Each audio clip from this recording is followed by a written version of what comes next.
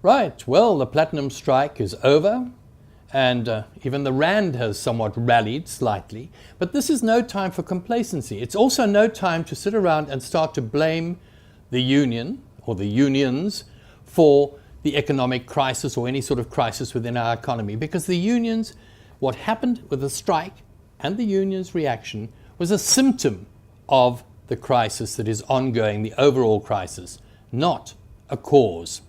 And in any event, I mean, one should really look at the reality, the overall reality about platinum, gold for that matter too. Are there really safe havens or a hope for our future? I don't think so. You just have to look, for example, at the volatility of prices, particularly gold. Go back to 1971 and see what happened there. But platinum? Well, we're told this is the wonderful thing, this is the wonderful material, and we've lost. The companies have lost tens of billions. I don't think that's strictly true.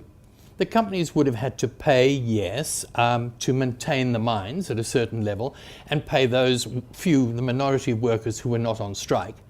But that would have been easily covered by the fact that they didn't pay the majority of miners, the UMCU miners who were on strike. And in any event, all the companies, Amplats in particular, Implats and Lonmin, all had inventory. They had already processed metal which they were able to sell. They didn't actually lose out on any of their forward sales as far as I know.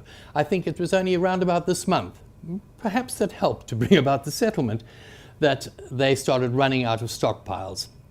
Now, there are a number of areas of responsibility here. The government handed out too many licenses for platinum. We're producing a lot of it at a time when the demand is falling.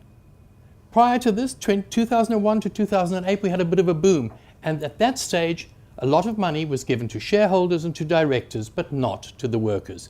So we are now dealing with a crisis, or ending a crisis, when there is a lesser demand for platinum and when palladium, which incidentally the Russians produce the majority of, 41% against our 38% in the latest figures I have.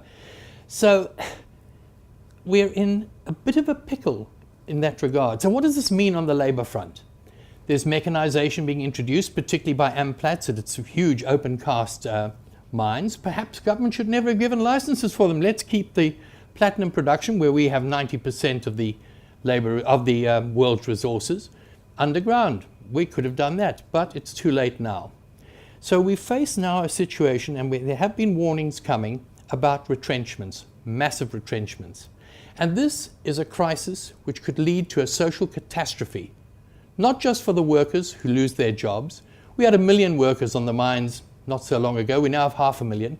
We could lose 50,000 jobs, for example, in the next 5 years. What is that going to mean? Every one of those miners is estimated to support between 8 and 10 people, mainly in the rural areas. That's millions of people who will go hungry, who will starve. What will they do? They will flood towards the cities, where we lack the infrastructure already. So we have a major problem looming. Not a problem, a catastrophe. That something has to be done, and it has to be done soon, by government at various levels, by the Bamokgale and the Bafokeng, who actually have the tribal lands where the platinum is, the unions, the companies.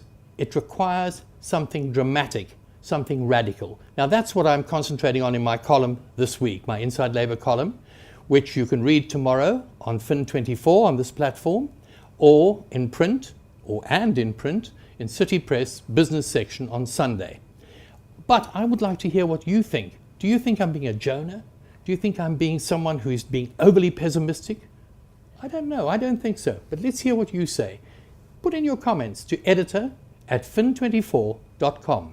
Thank you. That's all from me this week.